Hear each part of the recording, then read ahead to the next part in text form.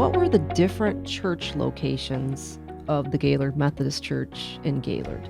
Like, where did the first one start? The first church organized around 1879, 1880, somewhere right in there. They located an unused school building. I don't think it was very large. It was just one of those wooden, old one-room schoolhouse. And so it was located on Main Street in Gaylord, in a location that we now know as the Kentucky Fried Chicken. And so the first church was established there.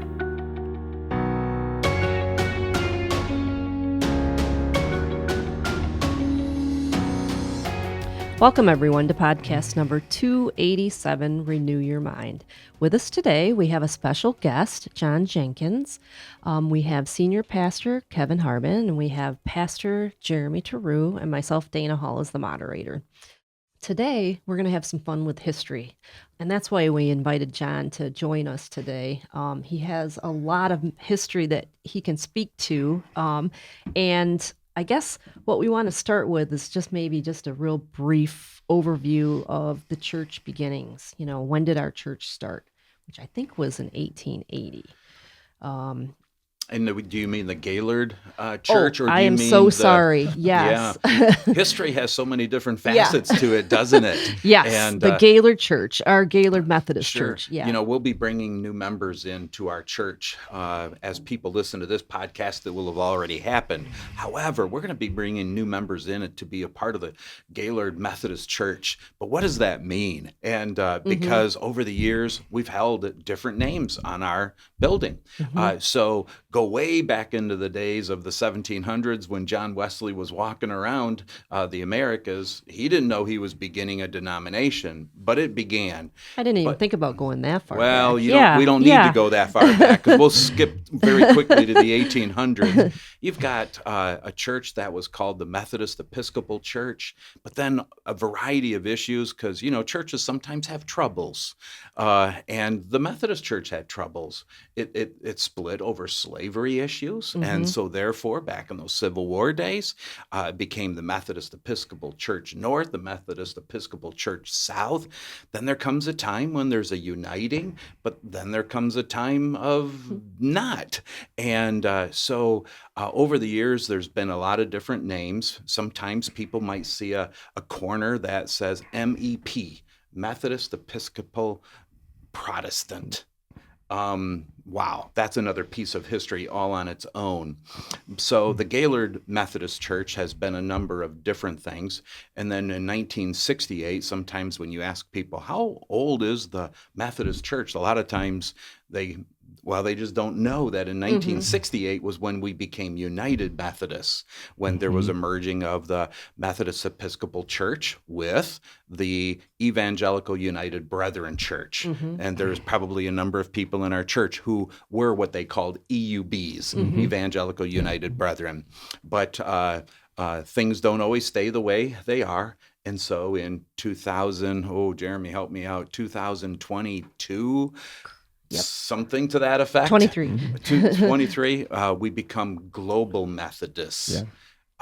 January 1st, 2024. Actually, I was, exactly. I was thinking of our Gaylord Church. So there's a history of the denomination changing, which took place a year and a half before Gaylord did. But yes, in January 1, 2024, all of a sudden, we're now the Gaylord Methodist Church, removing the name United and just calling ourselves Gaylord Methodist, but we're a Global Methodist church. That's the denominational history, but so quick because we would love to move on to things that maybe matter to our history, to the history of our individual church, and that's why John's here. Yeah. And I'm trying to think about, I guess it all kind of started with the reason why we wanted to have John on here is that we were trying to investigate our radio ministry. So John, started chatting about that. But the one thing I did want to have John take us through, what were the different church locations of the Gaylord Methodist Church in Gaylord? Like, where did the first one start? if you could just take us through that. So based on what I was able to read in the historical documents that I have that were left behind by people in my family, the first church organized around 1879, 1880, somewhere right in there. When they founded the Methodist Church, because that's what I'll call it, the Methodist Church. Yeah. They located a unused school building. I don't think it was very large. It was just one of those wooden old one-room schoolhouse. And so it was located on Main Street in Gaylord, in a location that we now know as the Kentucky Fried Chicken. And so the first church was established there. And then as time went on, they saved up their money and they built a church, a brand new church, at a lot that's vacant right now that is across from City Hall on Main Street out to the east. So they built a brand new church right there. And didn't we talk about that's where some of the people that have been in Gaylord, that's where the Masonic Temple used to be? Yes. Yeah. Right. And, that building we called Masonic Temple was actually the first church that Gaylord Methodist built. Okay. And it had issues with the ground. Missed that one. Due to like flooding. It was very it became very muddy at times whenever there was a torrential downpour. So it became very difficult for them to use on those days. So they decided to build something different. And so that's when they located it. They built a new church on the west side of Court Street at 2nd. And so they built a church there, and eventually they built a parsonage right next door. Oh, they did? Mm-hmm. Oh. And that's there or not there? The parsonage? No, it's not there. Yeah. They tore that down. It's all been removed due to fire, and Yeah. then the county bought the house and cleared it all off so that there was municipal parking there. That's right. Okay. And a parsonage, for those that are listening who are wondering, what's a parsonage? Well, a parsonage is the house that the church owned that they always allowed their pastors to live in, because a lot of times pastors weren't always here for long periods of time. So buying their own home was never a consideration, not like it is today. Sure. So a parsonage is simply the house where the parson lived. The parsonage. The parsonage. All right, and then what happened after that, John? So eventually, the Methodist Church outgrew the congregation outgrew the church. So we built a new church where its present location is, and so then we just took a lot of artifacts, and everybody carried the church down to the new location. There was just a big parade. So that's really really cool. We started cool. a church service in the old church at Court and 2nd, and then we walked all the way down 2nd Street to Center Street to our new church, and we finished the service in the new church. What a great Yeah. idea. That's really neat. A moving piece of history. How do you get people to go along with the changes in life, especially in the life of a church? You get them to participate. Can you imagine what person would have a story of, I got to carry this, or I got to carry that? And sometimes we have generational objects that get passed on. And somebody, I'm sure, was having a little disagreement over, I'm carrying that because my great-grandpa, built that, piece. So when the church was built at 215 South Center Street, was it just the A-frame structure? It was just the sanctuary. Just the sanctuary, the yeah. narthex, Yeah. but not. It would be like from the ladies' room north. Yeah. Didn't exist. So for those listening, come on in, and you'll get a visualization of where the ladies' room is. But yeah, from the outside, definitely it's the most prominent part of our building to see that A-frame as you described it. That's our sanctuary. Because I always go past churches and I wonder, where's their sanctuary in that building? Yeah. But in ours, it's very easy to see. Very evident. That's the sanctuary, and the narthex is just another big word for the lobby, a long hallway. And so that was the original. And so when did the rest get added on? It was like, oh, I'd have to go back to other documents, but it's got to be at least 10 years later before all the administrative offices and the fellowship hall were built. Oh, do you think they were in the basement? Like Well, all they the had- admin? They had some classes in the basement. Mhm. Yeah. Okay. They used all the space they could for as long as they could until they saved up enough money to finish the church.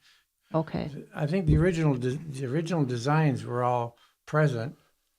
Oh, I see. They stopped building based on money. Got it.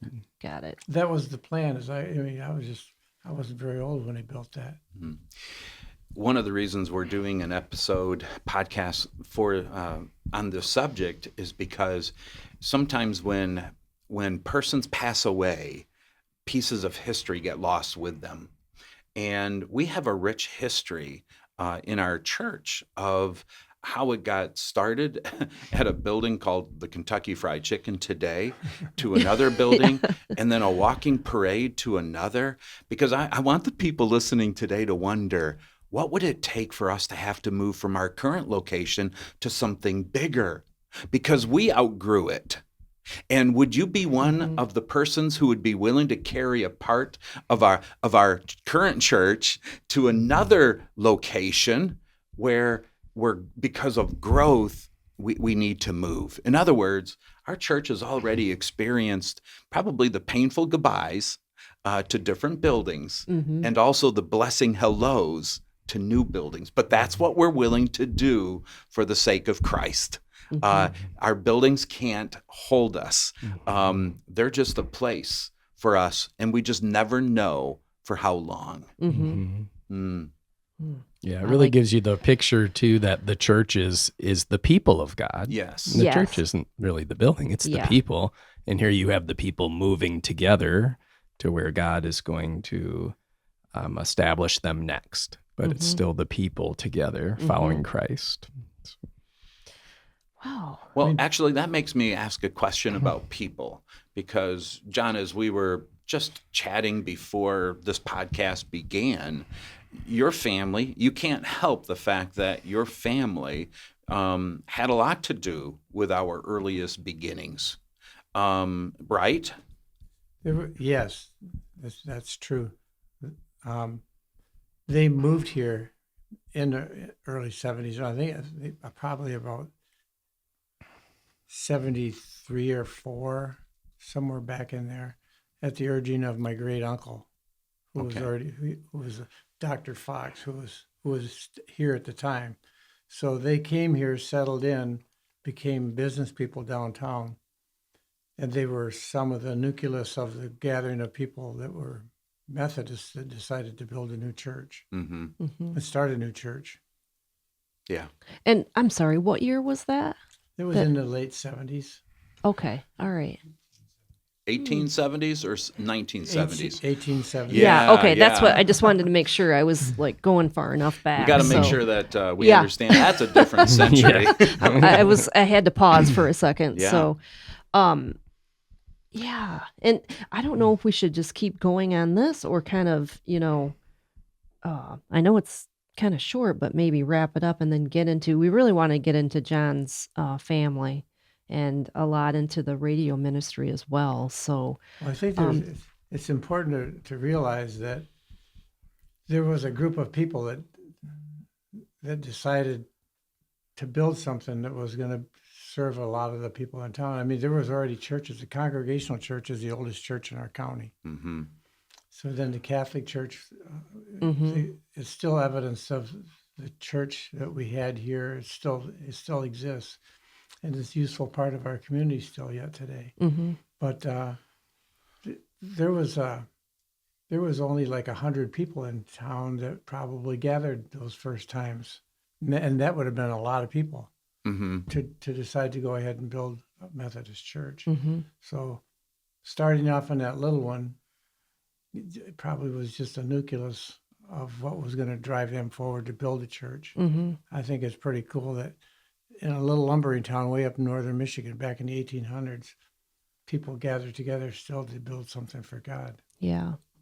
Well, and that's the part that people have to try to really imagine in their minds, because when we're going back to the 1800s, we're talking about much of the creation of Michigan, of northern Michigan, especially as people began to move and settle in different places. And so you're right, the Catholic Church would oftentimes be very prominent, many times because of certain nationalities, but I'll let the Catholics tell their own story. But Methodists, you said a moment ago, many times the Methodists were the people's church. It's where many of the business owners, you can go into most every large city and discover a Methodist church in the downtown area. And most of its earliest people were the business owners and the working people who congregated there. To be able to worship. And then just over time, as people from downstate, as we call them, started to move north, the Methodist congregations started to explode because people were moving from downstate to up north to find a Methodist church. Yeah, it also makes me wonder, when they went to go build that first church, you mentioned it was 100 people. What kind of undertaking that must have been? Like, did it seem so monumentous in their mind that they wondered, only God can help them build that church? Just I don't know if you have stories about that, John, but yeah. Well, the history of Gaylord is very, very rich, and we've got. I'll put in a pitch for our museum downtown. It's a really wonderful place if you like history. You can go in and learn a lot of stories about how we grew, but there's also great stories about the people that did it, that's present, and you can learn a lot. So it's a real nice opportunity that's a good point. for Yeah. people to stop in, and whether if they've been here forever, Yep. come in and see your own history. If you haven't been here forever and you want to know where we came from, go in and see where we came from. Yeah. It's pretty cool. That's a great point. So, okay, well, why don't we wrap it up here, and then kind of tease it out. The next podcast will have more personal stories in it. Mostly from John's side of the family, since he's the one with the scrapbooks over there. So thank you everyone for listening. We come to you from the Gaylord Methodist Church. We have 2 services on Sunday. We have a 9 a.m. traditional. We have a 10:45 contemporary. And we just invite you to come. We'd love to see you in person. If you can't, though, you can view us on Facebook Live or YouTube. If you have any questions, check out our website. Call the office, 989-732-5340. And we are also located at 215 South Center Street in Gaylord, Michigan. Thanks for listening, everyone, and listen to us next week as we continue.